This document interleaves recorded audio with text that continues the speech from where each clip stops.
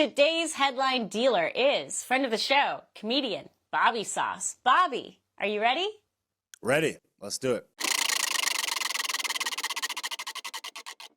Headline number 1. Scientists create sound that can curve through a crowd and reach just one person. Wow, Bobby, I think there's plenty of uses for this, especially for the government. Yeah, I mean, I think I happen to be a person that kind of believes in a little bit of alien type things. I look at the pyramids and whatnot, and I say, there's really no way that hunter-gatherer types were doing this. So I think that there's a lot of stuff with sound that we really don't know about. So as much as that's amazing, it's like I wish I could get a speaker that would connect to the Bluetooth right away, or some other technologically advanced thing that would be just working a little bit better. But I guess that's cool, I suppose. Well, I don't know. I think in the hands of the left, they would try to feed us propaganda. In the hands of the right, I don't know how they would use this kind of technology. Maybe both sides would use this as a way to secretly influence world leaders. Yeah, I think that what it proves is that there's a lot of information, there's a lot of technology that already exists, that's probably exists for multiple decades, that they do not tell us about, that could probably do things like cause people to have a heart attack or think a certain type of way or whatever. So it's kind of like they drip it out a little bit at a time. It's like, we can make a sound wave that somebody could hear in a specific room. And it's just like, what are you really doing? Because I doubt that that's really it, That is a great point. And I mean, especially with DARPA. DARPA, as you know, DARPA is that agency in our government that is, its sole job is to get ahead of the trends and get ahead of the technology. And we now know they're fully 20 years ahead of most consumer rollouts of this kind of technology. So you're right. You're probably right. They probably have had this technology for a while. And it's probably something that if it applies to sound, it probably applies to, it's a technology that can also apply to other things. So, a little bit scary, but I look forward to the consumer version of this. I don't know what that will be.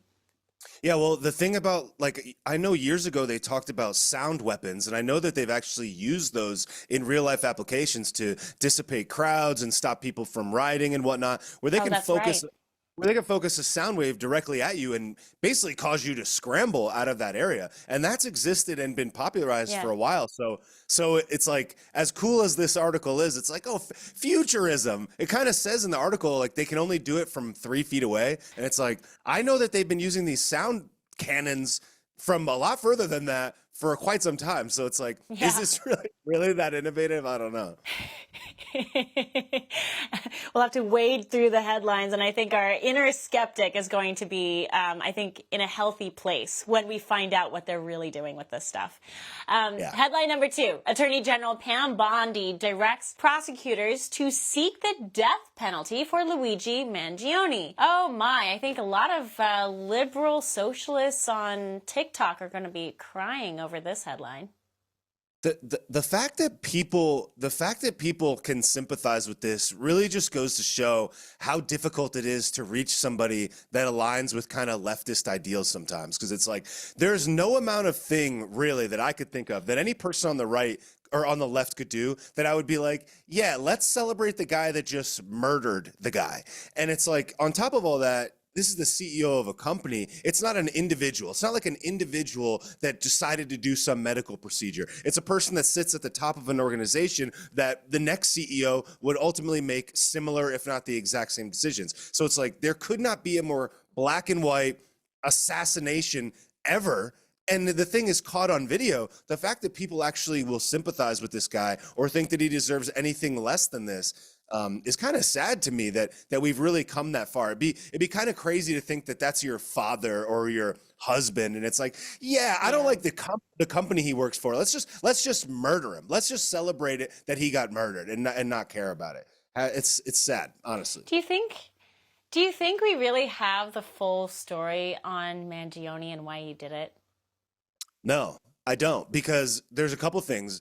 The first thing is that he didn't even have coverage through United Health.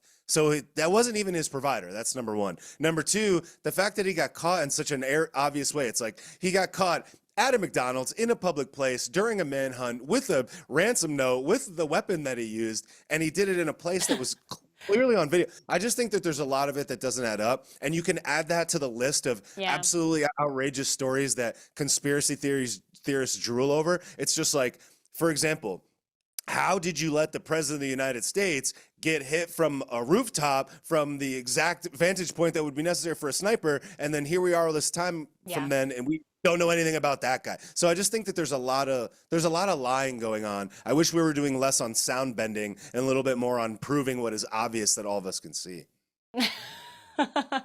Well, they're truth bending. They're sound bending and truth bending. Right. Headline number 3. Woman ordered 5 men she had romantic relationships with to kidnap, torture a 26-year-old man, police say. Now, the woman who allegedly had the relationship with all these men was up there on the far left. I'm sorry, I'm laughing, but I'm laughing. What can I say? Yeah, it's the article is actually kind of funny. I was reading through it, and it's like they don't know if the suspects knew the victim. They don't know if they know him. It could have been completely random. And the way that they went about it, it's like they just beat the guy up in a Red Roof Inn for 10 days and then let him go to the convenience store across the street. Just by looking at the pictures, not to be judgmental, it seems like you might be working with like one functioning human brain between the 5 guys. But but it really is quite interesting that, like, a woman was able to convince these dudes to do this. It's kind of an interesting situation. I don't know how she was able to do that. Maybe there's something else there that we don't know about. But either way, it's very sad and gross. At least the guy lived, because they don't appear to be very intelligent. They let the guy go to Speedway and buy a soda or something. So dark. Overall dark. I'm going to guess that he also had a beard, because that seems to be her type. She seems to have liked the scraggly look. So you might have to watch out. She might be after you. I do keep an eye out for scragglers from time to time. Bobby Sauce, that's all the time we have for Headline Roulette. Thanks for playing. Thank you so much. Appreciate it.